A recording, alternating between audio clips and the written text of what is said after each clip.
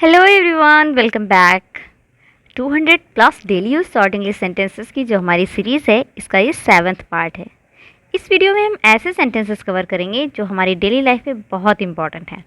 आपको सिर्फ मेरे साथ प्रैक्टिस करनी है। साथ में नहीं कर पाते तो वीडियो को पॉज करिए और मेरे बाद बोलिए। Hey guys, this is Vani Yadav and you are watching me on Ease English. Before going to start the video, I request you all, if you are new in the channel, please subscribe to the channel. And if you are already a subscriber, press the like button and share the video. So without further ado, let's begin. हमारा पहला sentence है, मुझे धूल से allergy है, जिसके लिए हम इंग्लिश में कहेंगे I am allergic to dust. I am allergic to dust. फिर हमारा नेक्स्ट सेंटेंस है, मेरा फ़ोन खो गया है, जिस बात को हम इंग्लिश में कहेंगे I have lost my phone. I have lost my phone. फिर हमारा नेक्स्ट सेंटेंस है, मेरा फ़ोन चोरी हो गया, तो इस बात को हम कहेंगे my phone got stolen.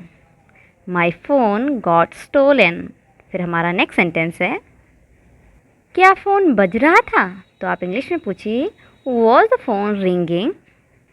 Was the phone ringing. For example, आपका फ़ोन कहीं पे रखा है, आप नहीं होते हो और जब वापस आते हो तो आप पूछते हो ना कि क्या फ़ोन बज रहा था, तो आप इस बात को इंग्लिश में कहिए वॉज द फ़ोन रिंगिंग। अगला सेंटेंस है, नहीं, फ़ोन नहीं बज रहा था, तो इस बात को हम कहेंगे no, the phone was not ringing. No, the phone was not ringing. अगला सेंटेंस है, ये मुफ्त का है, तो कहिए this is for free. This is for free. For example, आप कहीं कोई चीज़ परचेज़ करने जाते हैं तो बाय वन गेट वन मिलता है ना, एक के साथ एक free, by one get one free. तो आप लेके आते हो तो कहते हो ना कि ये तो मैंने ख़रीदा है और ये फ्री का है, तो आप कहिए this is for free.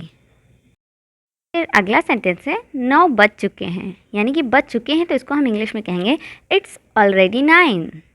It's already 9। Next sentence है, 9 बजने वाले हैं, तो कहिए इट्स ऑलमोस्ट 9। It's almost 9। फिर अगर आपको ये कहना है कि 9 बज रहे हैं, तो कहिए इट्स 9 o'clock। It's 9 o'clock।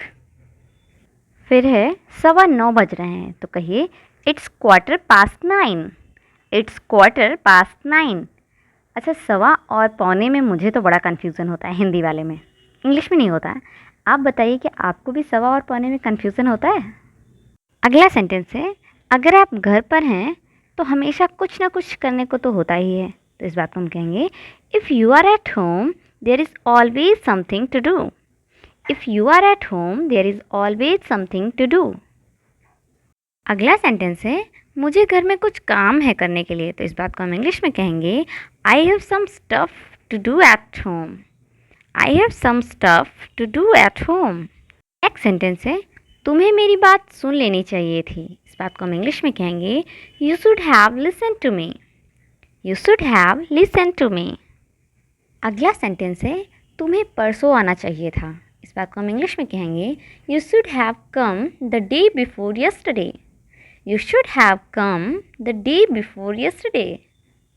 अगला सेंटेंस है, मैं तुमसे परसों मिलूँगी, तो इस बात को हम इंग्लिश में कहेंगे I will see you the day after tomorrow.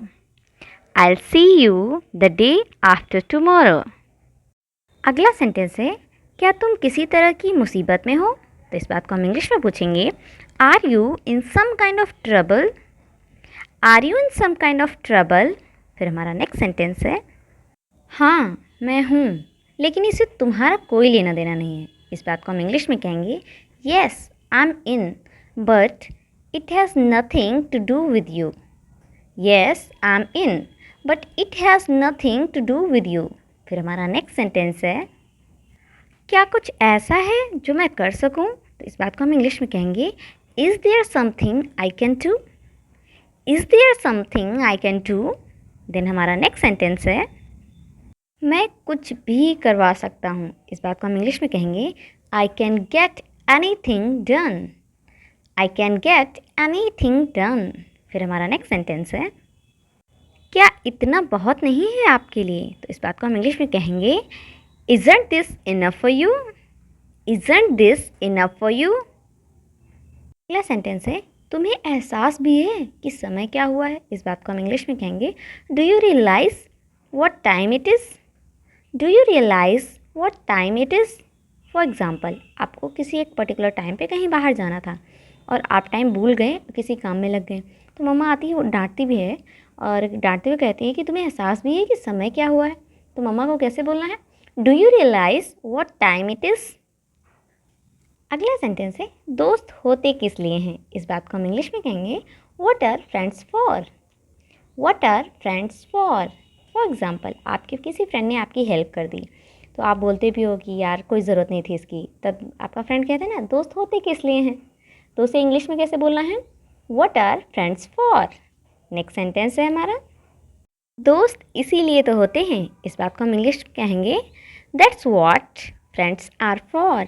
That's what friends are for. For example, आपने कोई गलती कर दी और आपको अपने पेरेंट्स से झूठ बोलना है, तो आपके जो फ्रेंड हैं वो आपके सपोर्ट में आ जाते हैं झूठ बोलने के लिए, और वो बोलते भी फिर आप कहते हैं ना कि दोस्त इसीलिए तो होते हैं ताकि कभी अर्जेंसी हो तो हमें बचा सकें। तो आपको कैसे कहना है? That's what friends are for. Thanks for watching. I hope आपने वीडियो को पूरा देखा होगा, वीडियो आपको बहुत अच्छा लगा होगा और आपने बहुत सारे नए नए सेंटेंसेस सीखे भी होंगे। अगर आपको वीडियो अच्छा लगा है तो प्लीज़ वीडियो को लाइक करें, ज़्यादा से ज़्यादा शेयर करें और चैनल पे पहली बार विजिट कर रहे हैं तो प्लीज़ चैनल को सब्सक्राइब ज़रूर ज़रूर ज़रूर करें।